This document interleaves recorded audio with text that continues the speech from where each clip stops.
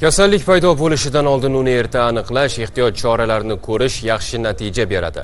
Inson salomatligini har tomonlama o'rganish va uni targ'ib qilishda baliologiya fanining ahamiyati katta.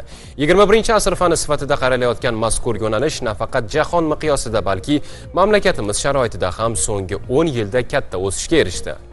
Unda O'zbekistonda tibbiy baliologiya maktabini yaratgan taniqli olim professor Shuhrat Ergashevning xizmati katta. Sog'lom turmush tarzini qo'llab-quvvatlashni bosh maqsad qilgan Beverly Believer kompaniyasi ham o'zining biologik faol qo'shimchalari bilan xalqimizga xizmat qilib kelmoqda.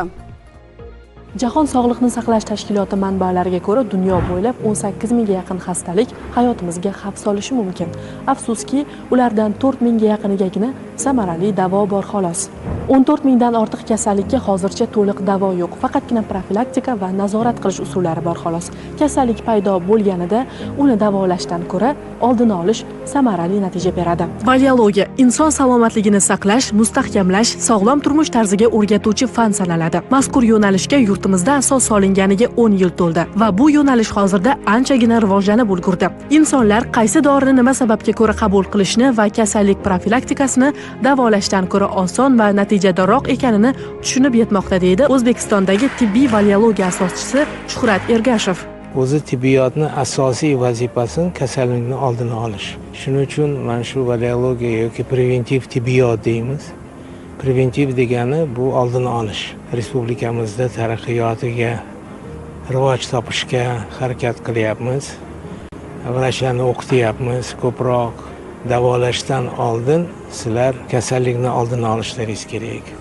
Ya'ni maqsad bitta. Yoshlarga shuni yetkazishimiz kerak. Yoshlar o'zini sog'lig'iga qarash kerak. Yoshlar o'ziga mana jismoniy salomatlikka, ruhiy salomatlikka agar e'tibor bersa, maqsadga muvofiq bo'lardi. Yaponiya mahsuloti sanalgan Beverly Believer kompaniyasining biologik faol qo'shimchalari ham sog'liqni mustahkamlash, kasalliklarni oldini olish va insonlarning hayot sifatini yanada yaxshilashga xizmat qiladi.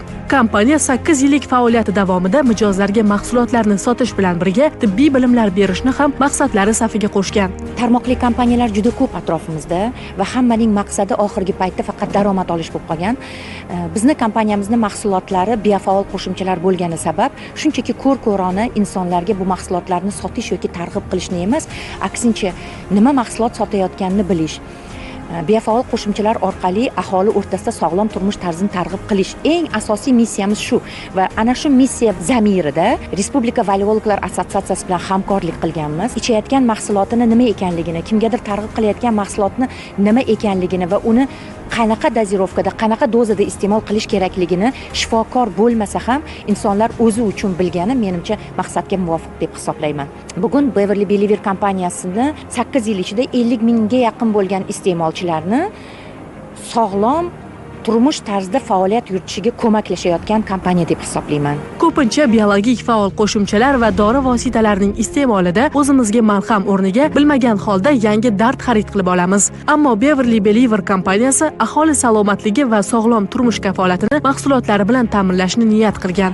Bu kun Bohichehra Mamaturaim va Alisher Normetov, Toshkent.